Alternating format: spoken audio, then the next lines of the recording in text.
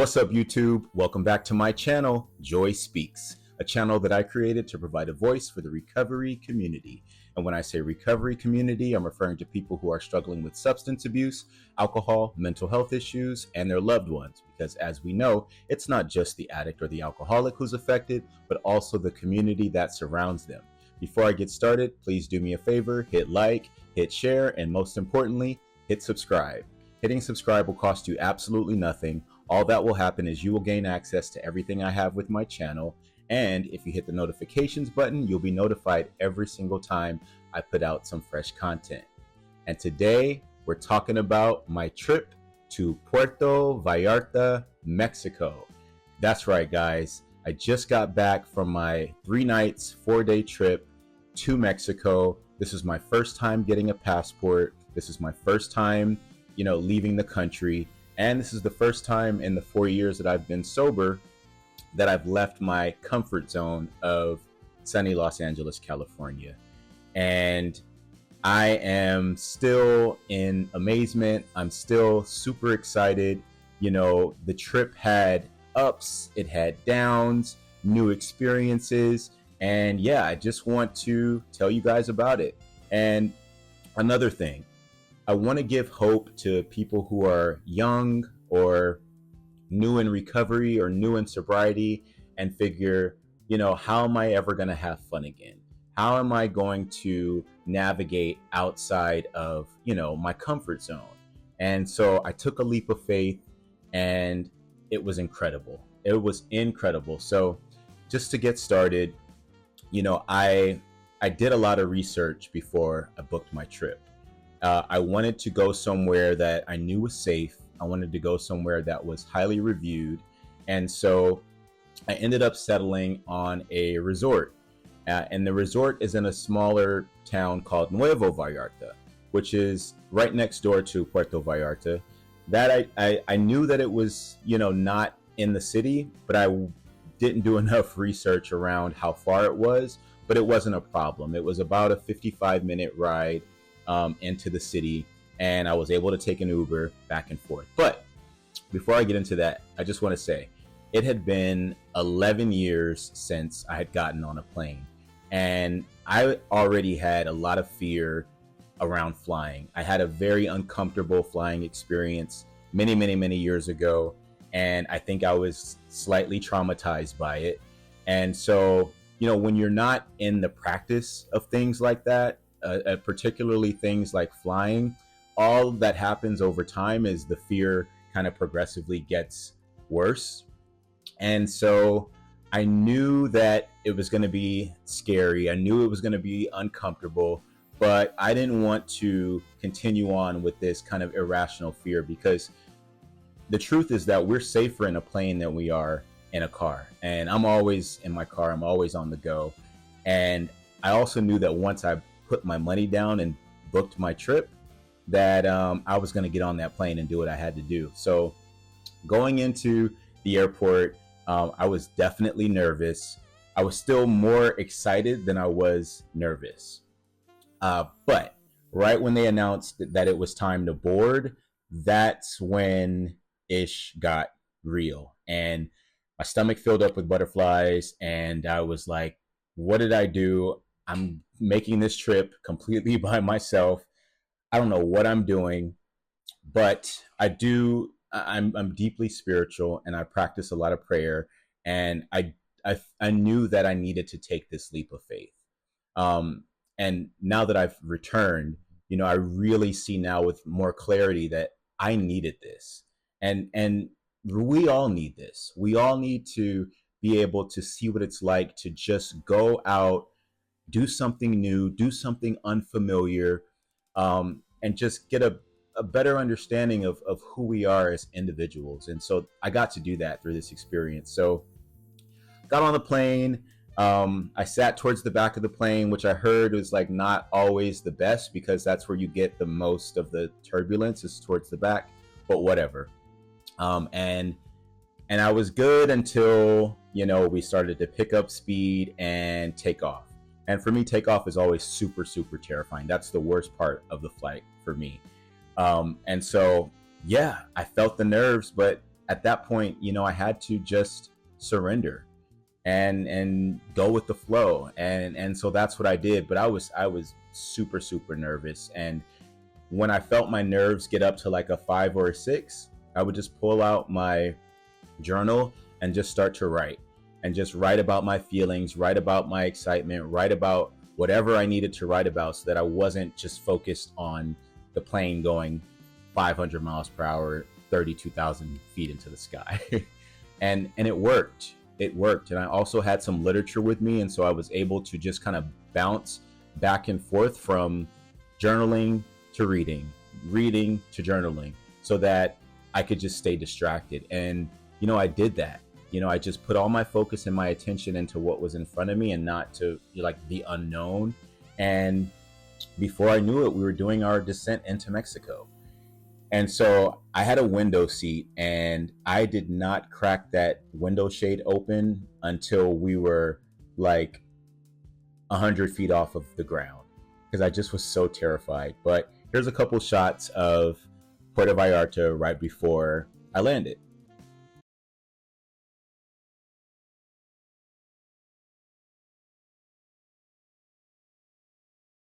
So after landing safely, I do remember, after doing my research about exiting the airport of Puerto Vallarta, to make sure that I can navigate through what's called the Shark Tank. The Shark Tank is basically like a little room that you have to walk through after you get your luggage and get through customs and go through all of that stuff, where there's going to be a bunch of vendors, most of them trying to sell you timeshares, taxis, activities throughout your trip. And so all of the research that I did going into it said, just don't make eye contact, just walk straight through. And so I did.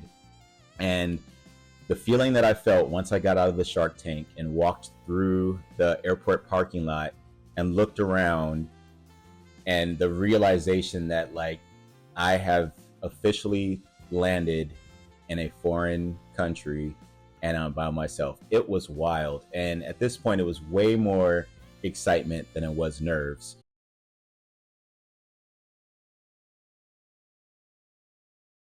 And so I was able to get an Uber. The Ubers there were super, super cheap. It was like maybe 13 or 14 bucks for a ride from the airport to my resort. And so that's what I did. I jumped in an Uber, and here's a little bit of the footage from me and my first Uber in Mexico.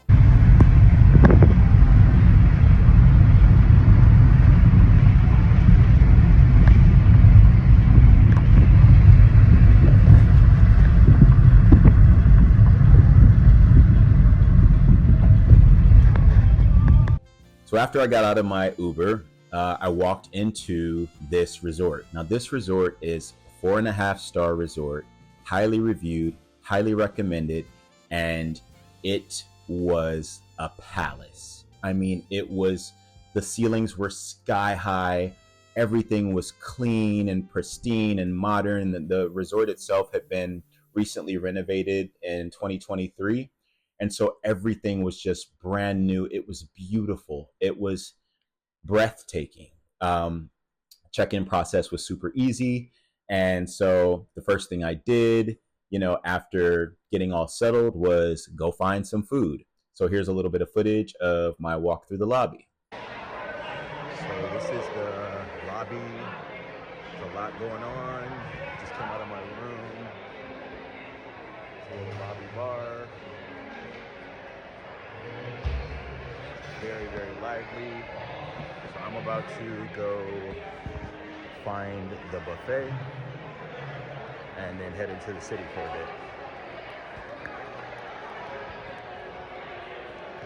bit. See, there was a lot going on, and I was just excited to just take it all in on my first night there. And so I ended up stopping and getting some food from the buffet. I did have an all-inclusive trip, so everything was paid for, all the food, all the drink. Obviously, for me, the drink was non-alcoholic, but I ended up grabbing some food and then heading into the city. And when I got into the city, it was just wild. It was wild. The lights, the architecture, the busyness, the smells of all the food and all the restaurants. And so I just felt like a kid in a candy store, and the air is different out there. It was a level of like a spiritual awakening that I did not see coming. I truly felt like a kid all over again. And so I walked around in the city, and I took lots of pictures, and, just kept my eyes open and just explored. And there's this beautiful part of the town called the Malecon, where if you live in LA, it's kind of like their version of like Venice Beach. And so I did that. And now that's where some of the temptation started. So out there in Mexico, the substance vendors, if you know what I mean, are everywhere. And I mean everywhere. And they're like three and four at a time. They're at every corner, that are at every block, and they're just offering this substance and that substance and this substance. And so, of course, no gracias, no gracias. I just kept saying no gracias. And so I stayed in the city for a couple of hours, and then I ended up coming back to my hotel. And it was great.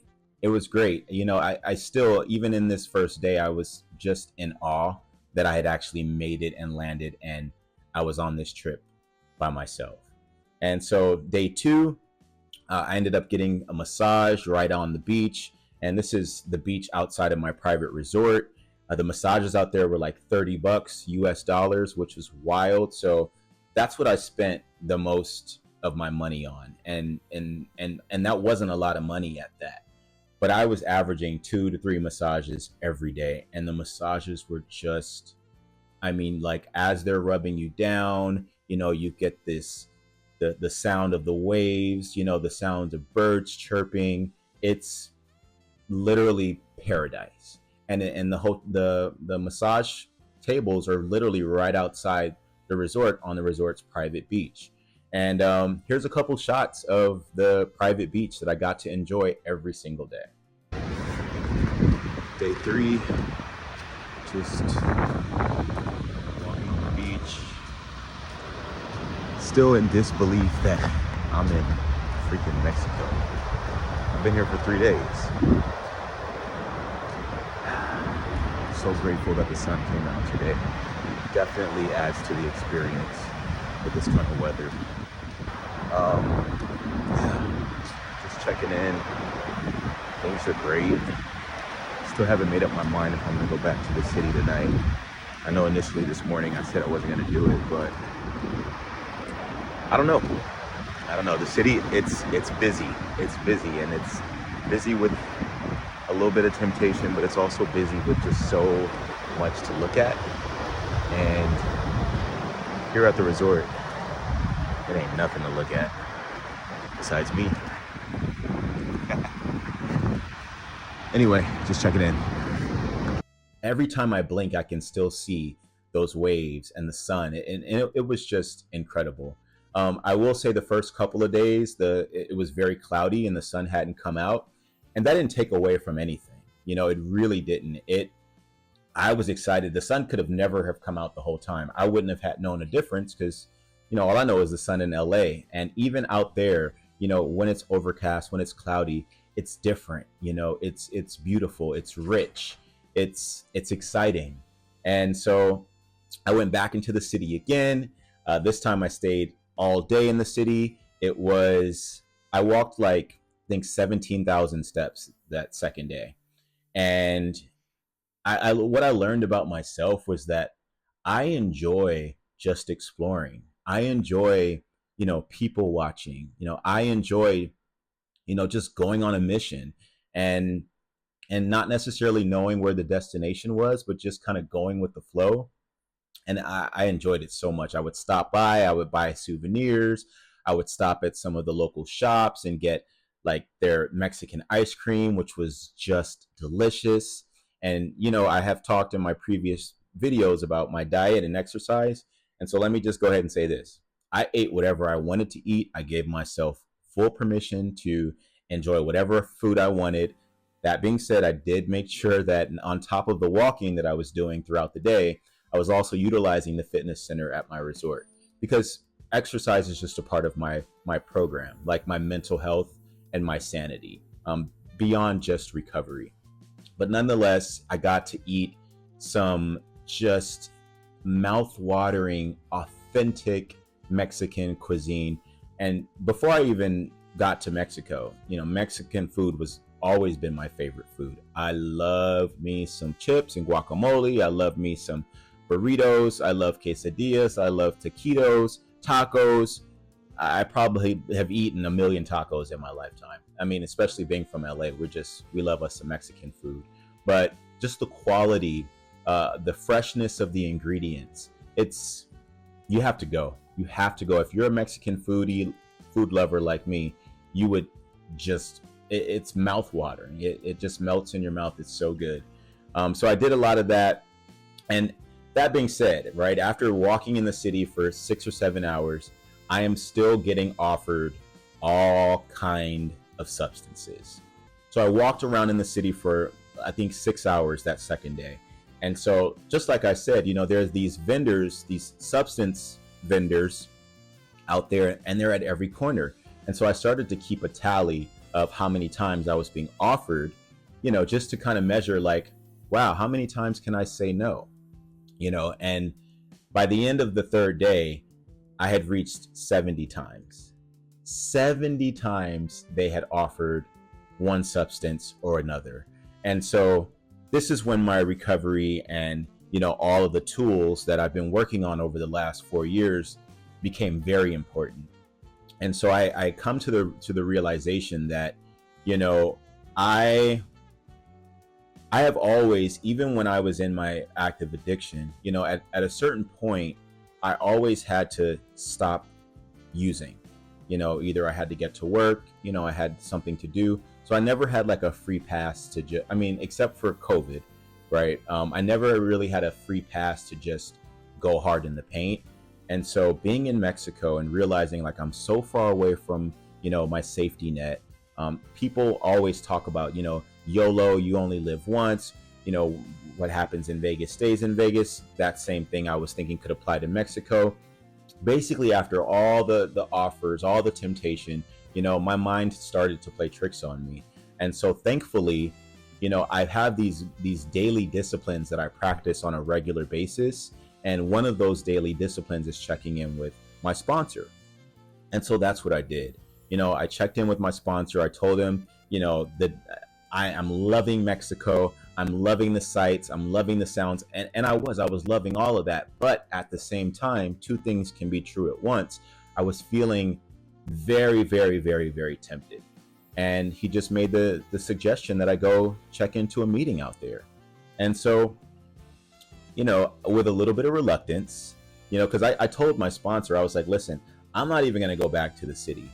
I'm just going to stay in my room because there's just too much temptation. And, he reminded me like, that's not why you went there. You didn't leave to Mexico to go sit in a hotel room the whole time. And on a deeper level, like, I can't afford to let fear dictate my life. I can't let fear be my motivating factor as I'm making decisions about my day. And so I needed that reminder. And so, once again, putting my fear to the side, applying a little bit of faith, I found a meeting out there, which happened to be English speaking.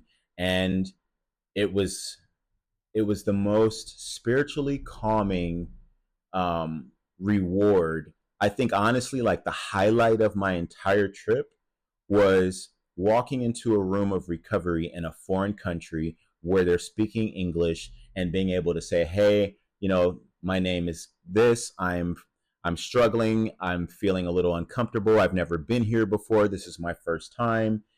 Tell me what to do. And they did.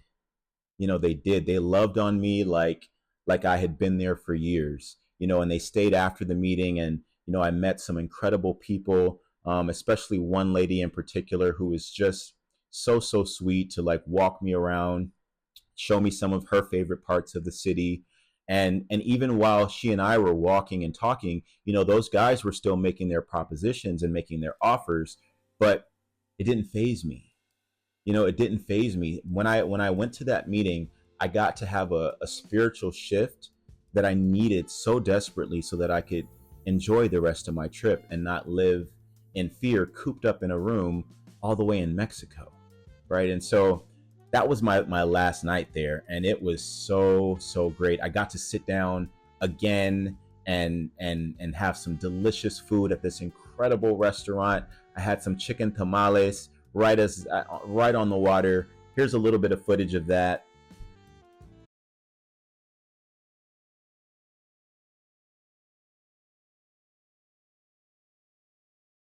Eating in paradise. It was, and I'm going back. I'm for sure going back. So that was my final night in Puerto Vallarta. I did a lot of sightseeing. I took a lot of pictures. I got to visit some clubs. I allowed myself to just be engaged and be in the moment and not let fear cloud up, the beautiful part of the end of my trip. And so yeah, I ended up staying sober, through the first 3 days, and then on day four, it was my final day, and honestly, I was sad. I was sad because, like, check out the view that I would wake up to every single morning.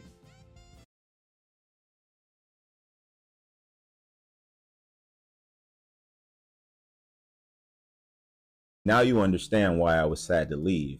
The view was just remarkable, and I was so grateful. I was so grateful because I was very close to not even booking the trip.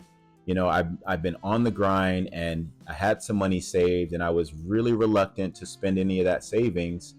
Um, but once again, that's fear, right? That's living in financial fear, and then assuming that, like, I won't be able to recover that money somehow. And so, I booked this trip on a leap of faith. And so, that final day, I was just so reflective, so grateful. All the Uber drivers that I got to meet, because I would have to go to and from the resort to the city every day, they were all kind, they were all safe, they were all very courteous. Every person that I encountered out there, treated me with kindness and respect. And and yeah, now I have the travel bug, you guys. Like, I'm already thinking about where to go next. I would say for sure some of the highlights were eating dinner on the water,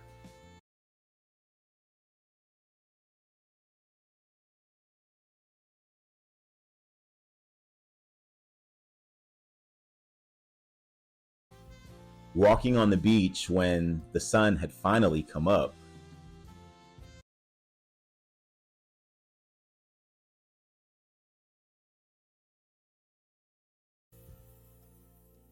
and then also on that last day, just surrendering my fear, surrendering my reservation, surrendering, my reluctance, not giving into temptation, allowing myself to have, you know, a spiritual awakening.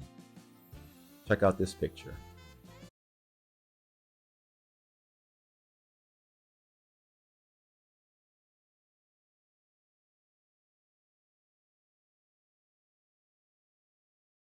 So that picture sums it up. I let go, I took it all in, and it was so worth it. So yes, there were times where there was a lot of temptation. For me, I'm not tempted to drink. I manage a bar, so I'm around liquor all the time. That's not an issue for me. But it was the other substances, and the just consistency at the propositions at every corner that, it weighed heavy. It weighed heavily on my spirit. But thank God for the tools that I practice on a regular basis, because I was able to apply those tools out there and come back with a story of hope, a story of gratitude, but most importantly, a story of success. We can go anywhere as sober people. And I don't have a desire to live a small life cooped up in a bubble. I want to expand. I want to go to new places. I want to jump on planes and travel and eat foreign foods and go to countries and go into meetings and speak and share this message. Like, it's it's a gift. It's truly a gift. And here's what I know, had I given into temptation, it would not have looked pretty, it would not have looked cute. I probably would have been up for days on end, probably would have missed my flight. And I can't imagine the overwhelming amount of shame and guilt that I would have had I not remained sober. Um, so yeah, I hope that this video, at least gives you some curiosity about traveling to Puerto Vallarta, um, to going to a new place. Even if you're, sober, just because people are drinking, just because people are partaking, doesn't mean that you're not invited. Doesn't mean that you can't have fun. So yeah, I hope that this video informed you a little bit, inspired you a little bit, and as always, don't forget, hit like, hit share, and hit subscribe. And I'll see you guys on the next one.